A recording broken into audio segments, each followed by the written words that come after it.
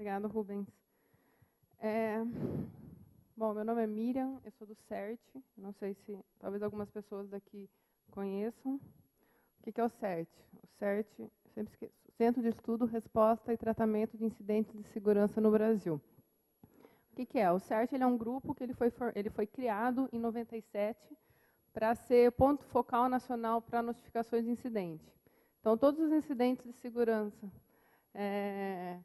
relacionados à internet no Brasil faz parte da missão do CERT-BR tratar.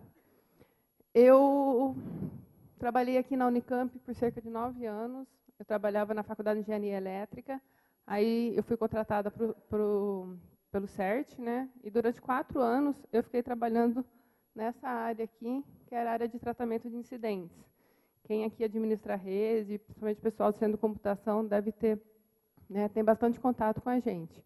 Ou seja, esse grupo, né, a gente recebe instituições como a Unicamp, USP, ou usuários finais que têm algum problema de segurança, notifica para a gente, e aí a gente tenta tratar isso da forma que for possível. Apoio ajudar a recuperar, e também todos os e-mails que a gente responde, todas as notificações que a gente recebe, gera estatísticas. Então, talvez vocês conheçam mensalmente, trimestralmente, tem as estatísticas do CERT-BR. Depois, nessa época, nesses primeiros 4 anos, eu também trabalhava nessa área de análise de tendências, que são projetos que são gerenciados pelo CERT-BR. Esse projeto honeypot distribuídos, aqui na Unicamp, a gente tem um sensor. E o que é? São máquinas. O que é um honeypot? É uma máquina que, a princípio, ele não deveria receber nenhum tipo de tráfego de rede. É uma máquina que não tem usuário, é uma máquina que não tem serviço. Então, a princípio, nenhum tráfego deveria chegar até ela. Então, baseado nisso, a gente pode considerar que tudo que chega até ela é malicioso.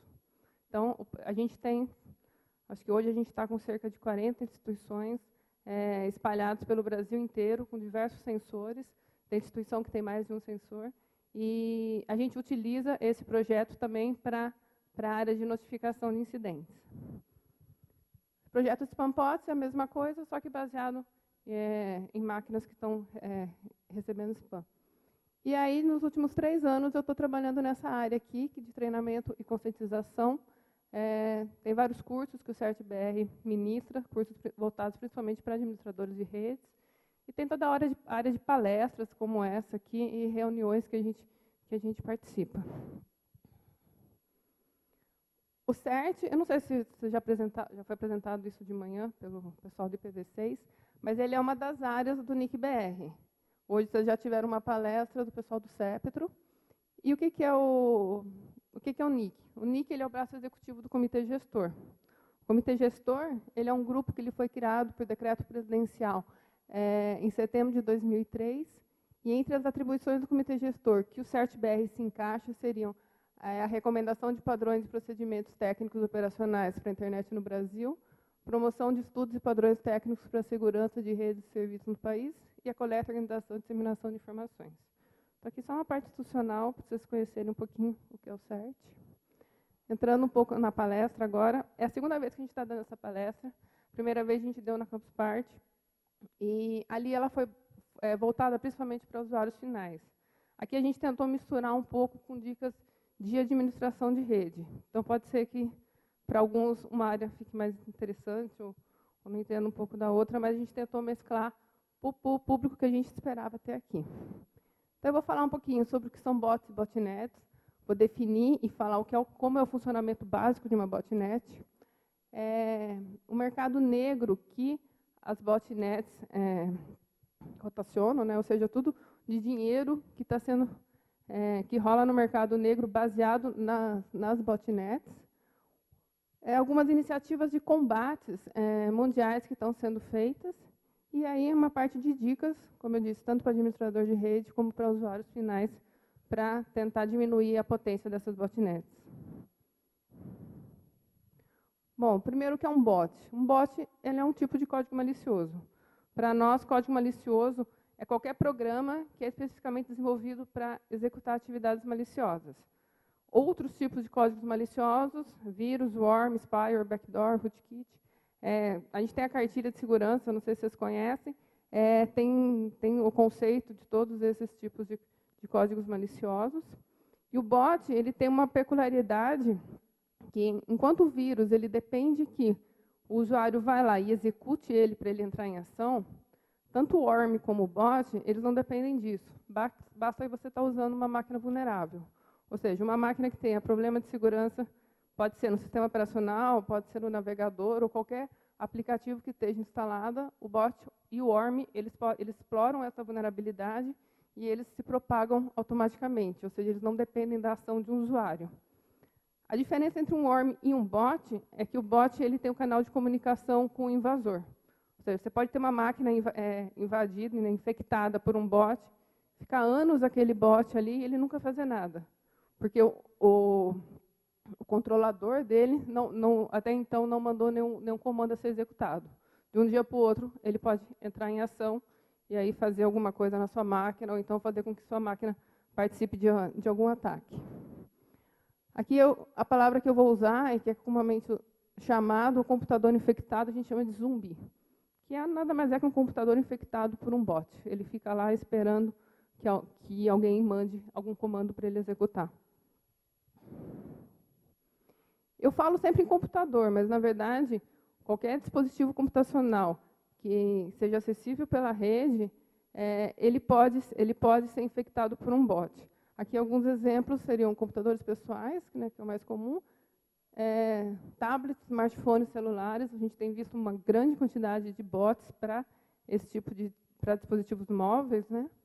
E equipamentos de rede em geral. Um equipamento que tem uma senha padrão, por exemplo, pode ser invadido e o invasor instalar um bot nele. Como forma de propagação, acabei já falando, ou seja, ele explora vulnerabilidades da máquina, ou então um atacante pode invadir uma máquina e colocar esse bot lá, ou então pode ser pela ação de um usuário também. Então, ou seja, receber um arquivo infectado, ou acessar via rede social, via alguma página da web, e ter a máquina infectada. Uma botnet, o que é? Nada mais é do que uma rede formada por centenas, milhares, milhões de computadores zumbis. Aquilo que um bot pode fazer, você pode pegar e juntar todos esses bots numa única rede, com um único controlador, e aí você consegue potencializar a ação danosa de um bot. Então, uma botnet nada mais é do que um conjunto de máquinas zumbis. E a potência de uma botnet, na verdade, depende de várias coisas, mas algo que torna ela bastante potente é a quantidade de bots que ela tem. Ou seja, ela é um bot vezes não sei quantos que podem fazer uma negação de serviço, por exemplo. Então, quanto mais bots, mais zumbis tiverem na botnet, mais potente ela será. Aqui também tem alguns termos que a gente costuma usar. Aquela pessoa, aquele atacante, né, que controla a botnet, a gente dá o nome dele de controlador, ou então master herder. Esse atacante, né, esse controlador, ele não se comunica diretamente com aqueles bots, com todas aquelas máquinas. Sempre tem um computador no meio que a gente chama de command control. Então, aqui só para atividades maliciosas que a gente tem visto que estão sendo executadas através de botnets. Coleta de informações pessoais. Hoje, grande parte dos e-mails de phishing que são enviados são através de botnet. Tinha algumas estatísticas há um tempo que cerca de 80% dos spams eram enviados através de botnets. Propagação de códigos maliciosos. Uma coisa muito comum, as máquinas que os bots fazem, né, a partir do momento que ele se instala, ele tirar outros mecanismos de segurança que estão instalados e deixar aquela máquina mais vulnerável ainda. E hoje a gente tem visto muitos ataques de negação de serviço que estão ocorrendo através do uso das botnets. Ou casos de extorsão, por exemplo. A gente teve casos de operadoras de cartão de crédito, por exemplo. Se você não fizer determinada coisa, o grupo vai lá e fala, vocês fazem isso, se vocês não fizerem, eu vou tirar seu site do ar. Então, está muito relacionado a esse tipo de ataque de extorsão.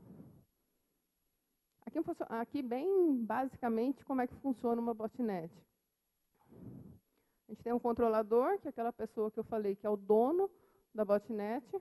Ele utiliza um computador intermediário, que seria o command control, e ele tem o exército dele aqui. O que é? São máquinas que estão infectadas, que, via algum tipo de canal de comunicação, ficam lá à espera dos comandos que vão ser executados. Aí, o dia que o controlador resolve que ele quer que uma ação seja executada, ele passa o comando aqui para o comando control, e o comando control repassa essa ordem para todos os zumbis que fizerem parte da botnet. Aqui. E aí, o exemplo que eu usei, que seria de envio de spam, aí o usuário aqui passa a receber uma grande quantidade de spam e ficar soterrado aqui. Então, isso aqui é um exemplo bem básico. Tá? O que a gente vê hoje é que não é um negócio, assim, uma máquina centralizada. Pode ter vários comandos controls aqui. A comunicação pode ser entre eles por diversos canais. O que hoje é um zumbi, amanhã pode ser um comando control. Então, assim, isso daí é bem dinâmico. Isso aqui é uma ideia do funcionamento básico mesmo. O que a gente tem visto? Eu usei de exemplo lá a comunicação via canais de RC, que era o mais comum, via HTTP, mas hoje a gente tem visto vários tipos de canais que estão sendo usados para a comunicação entre o comando de control e a botnet. Com exemplos aqui através de comandos DNS, através de comandos CMP, através de redes peer-to-peer e até através de redes sociais estão sendo usadas para comunicação. Isso aqui é a parte de defesa, ou seja, quando uma botnet ela é atacada, ou seja, tem algum grupo que tenta tirar uma botnet do ar, ela também tem mecanismos para se defender disso. Então, geralmente, a comunicação utiliza criptografia, pode utilizar autenticação. Aqui são técnicas, fast flux, são técnicas que um determinado domínio, você tem uma quantidade enorme de IPs que respondem por aquele domínio, e a máquina que está respondendo, ela muda rapidamente, então fica difícil de você detectar, de você conseguir tirar do ar. O domínio que está associado, né, que a botnet usa, também aqui é uma técnica que esse domínio ele está sempre sendo gerado novamente. Também isso dificulta, por exemplo, se você tiver uma blacklist, colocar ali os domínios, isso dificulta sempre a parte do administrador ou de quem estiver querendo combater aquela botnet.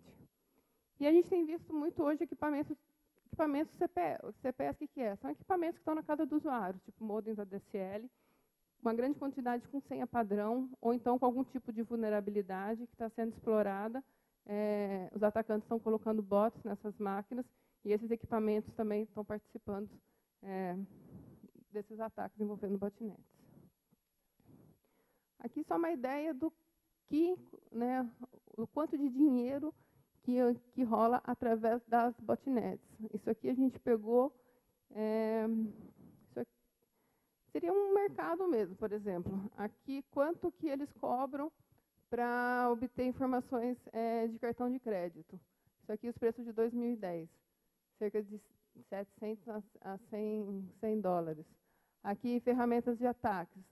Tem várias partes aqui. Ou seja, o quanto um atacante está cobrando das pessoas que querem utilizar a botnet para fazer alguma ação maliciosa. Isso aqui é bem interessante, o quanto também relacionado ao mercado negro. Para enviar spam, por exemplo, via SMS, custa de 3 a 150 dólares, cerca de 100 até 100 mil mensagens de spam via SMS. Isso aqui é o preço que eles estão custando. Ou seja, com 150 dólares, você consegue mandar 100 mil mensagens de SMS. Que mais? Aqui, para hackear uma conta de uma rede social, por exemplo, um Facebook ou um Twitter, o atacante cobra cerca de 130 dólares, uma conta de e-mail, 162, e uma conta corporativa, 500 dólares. É interessante ver que, apesar do uso do e-mail estar caindo bastante por causa das redes sociais, a gente vê que uma conta de e-mail ainda é muito valiosa. Porque geralmente é na conta de e-mail que você cadastra. Por exemplo, você está lá no Facebook e você quer recuperar a sua senha no Facebook. Qualquer uma das formas que você tem. Mandar para o seu e-mail a sua conta. Então, hoje, As contas de e-mail, elas são muito valiosas, por quê? Porque se você entrar numa conta de e-mail, você consegue, talvez, descobrir essas contas aqui também. Então, assim, tem várias análises que a gente pode fazer do quanto a informação está valendo para as pessoas. E aqui, né, o e-mail corporativo, ou seja, informações profissionais, espionagem, uma conta de um presidente de uma empresa, pode ser bastante valiosa. Aqui, em relação à negação de serviço, acho que vocês não conseguem ver, mas para fazer um ataque de negação de serviço por um dia, custa de 30 a 70 dólares. 1 hora de um ataque de negação de serviço é 10. Uma semana de um ataque de negação de serviço, 150 dólares. Ou seja, você ficar por uma semana tentando tirar um site do ar, custa apenas 150 dólares. E aqui, um mês de um ataque de negação de serviço, 1.200 dólares. Ou seja, dependendo do objetivo, se é um concorrente comercial, né, que você quer tirar do ar, 1.200 dólares não é nada. Aqui, para você alugar uma botnet, um controlador pode pegar parte de uma botnet e falar assim, ó, ela é sua por uma semana e você faz o que você quiser com ela. Então, ele também pode alugar partes da botnet. Aqui tem alguns preços. Se você alugar uma botnet para um ataque de negação de serviço, é 700 dólares. E aqui, por países. Bom, combate. As botnets, né, elas envolvem máquinas que estão distribuídas pelo mundo, né? Então, geralmente, as ações, para você tirar uma botnet do ar, é complicado, porque você tem que ter bastante cooperação entre os grupos. Tem diversos grupos que já estão há um determinado tempo. Eu pus aqui os dados desde 2009. Tem a Microsoft, Kaspersky, tem vários grupos que estão com esse trabalho grande de tirar uma botnet do ar. Não é fácil, porque, como eu disse, ali no meu funcionamento básico, era só pegar uma máquina, tirando aquela máquina, você tirava a comunicação do controlador com as máquinas. Mas não é tão simples assim. Aquilo lá vai mudando.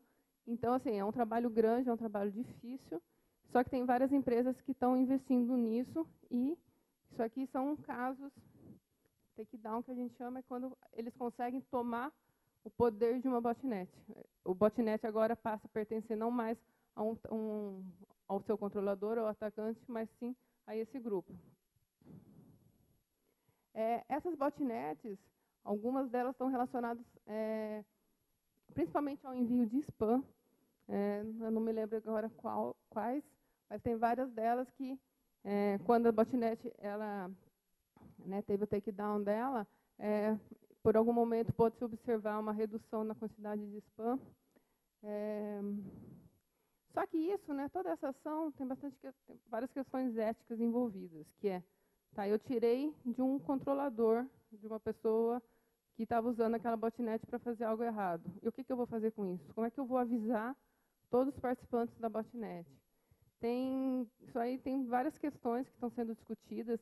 A gente teve um exemplo de uma polícia que fazia parte do grupo que fez o takedown na botnet, e essa polícia ela simplesmente mandou um e-mail para todas as botnets falando, olha, para você, né, você faz parte de uma botnet, para você desinfetar a sua máquina, clique aqui e baixe esse antivírus específico que foi feito para isso.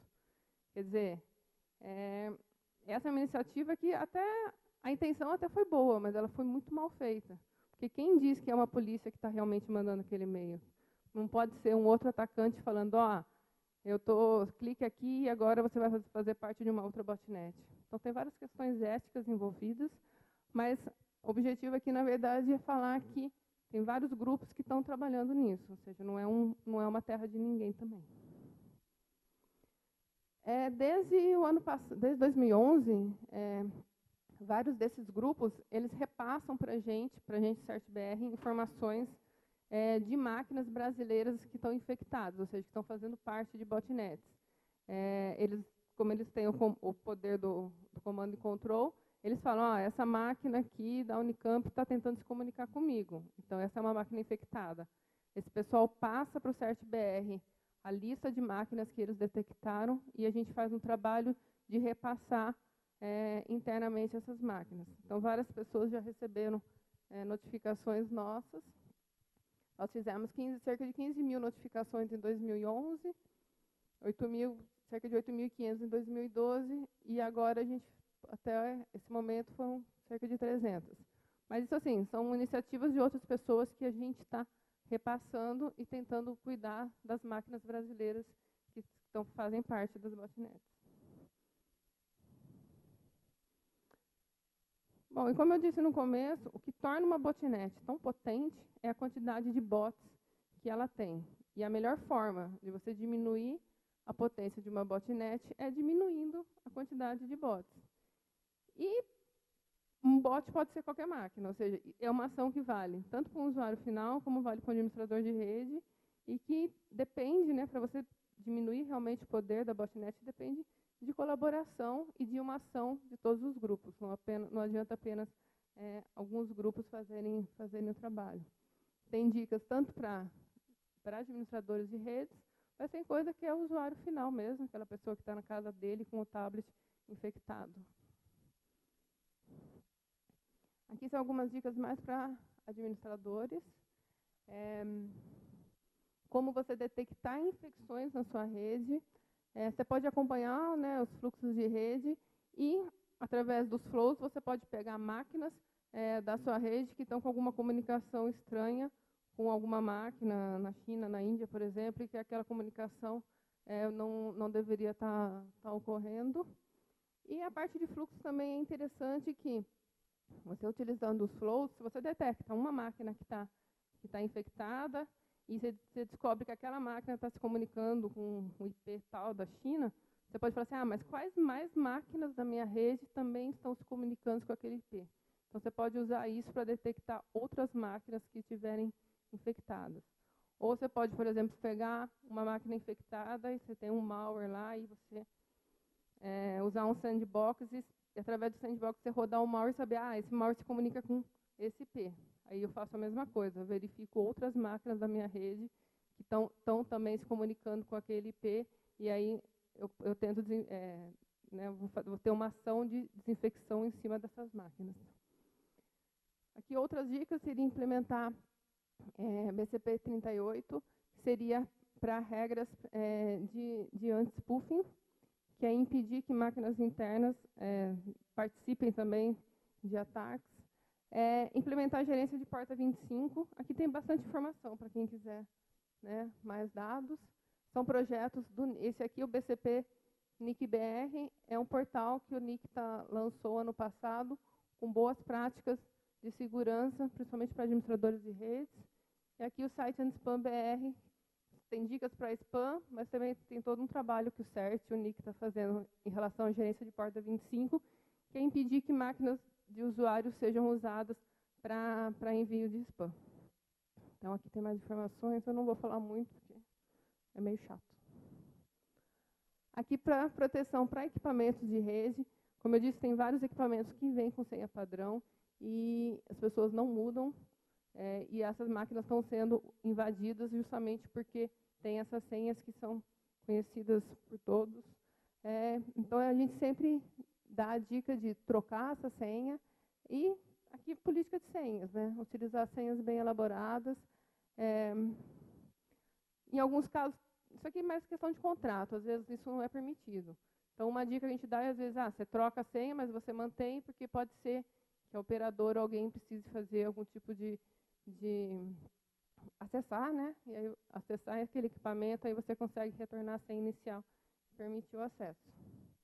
E também permitir, impedir, tem formas de você configurar, né, os equipamentos para que ele não possa, que funções de administração deles não sejam acessadas fora da rede local. Isso também ajuda a alguns ataques que a gente tem visto em relação a equipamentos de rede, que com esse tipo de configuração você consegue impedir.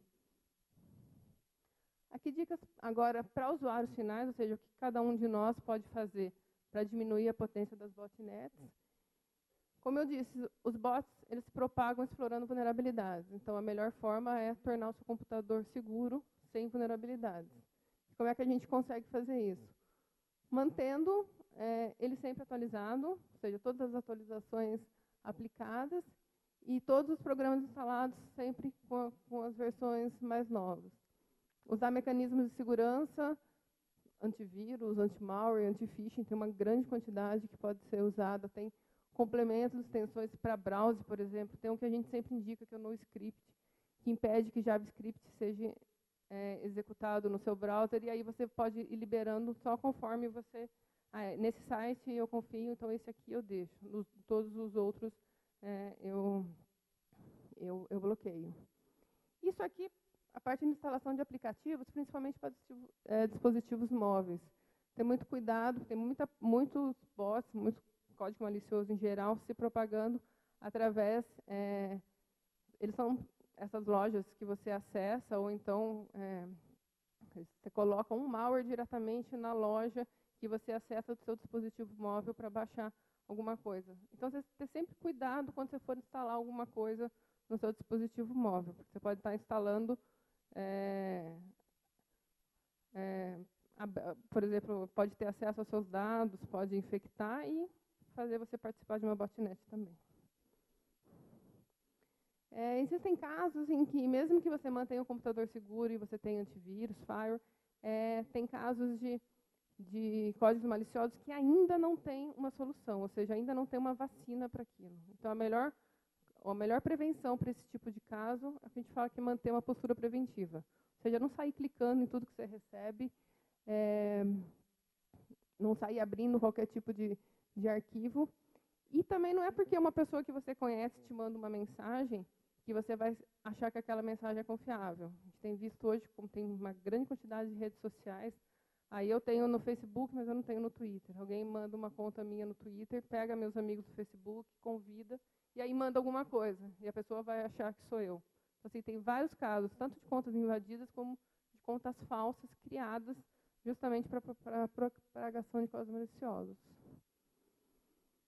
Aqui, política de senhas, são dicas básicas que a gente sempre dá. Seria utilizar senhas com grande quantidade de caracteres, misturar diferentes tipos de caracteres e utilizar números aleatórios, ou seja, não usar data de aniversário, placa, documento, número de documentos. E aqui não utilizar, né? Sequência de teclados, qualquer tipo de dado pessoal. Informações que podem ser coletadas em blogs e redes sociais, por exemplo, qual o nome da minha professora do primário. Você coloca isso na sua rede social. Isso daí pode ser usado para recuperar a sua senha, por exemplo. É uma das perguntas que tem lá. Então, sempre evitar informações que você mesmo divulga nas redes sociais e evitar palavras que façam parte de dicionários. Tem uma palestra que eu dei sobre senhas há um tempo, e aí eu fiz um levantamento das senhas mais usadas, e eu acho que Corinthians 123 estava entre a primeira. Então, assim, evitar listas, né, de palavras, dicionário ou então qualquer outra coisa. Trocar regularmente as senhas, evitar usar o usuário administrador quando não for necessário. Aqui mais informações, para quem quiser. Tem o portal Internet Segura, que tem bastante dicas de prevenção. O site do Antispam, que eu já falei também. E tem a cartilha nossa, que foi lançada, a versão 4.0 no ano passado, que tem muitas dicas e tem toda essa parte de botnet, está explicado com detalhe lá. Vou pular aqui. Tem dicas, o nosso site tem dicas diárias, para quem quiser receber informações de segurança, tem o nosso Twitter. E é isso. Essa palestra está disponível no site do CertBR. Se alguém tiver interesse, ela já deve estar lá. Se não tiver, deve estar entrando em pouco tempo. E é isso.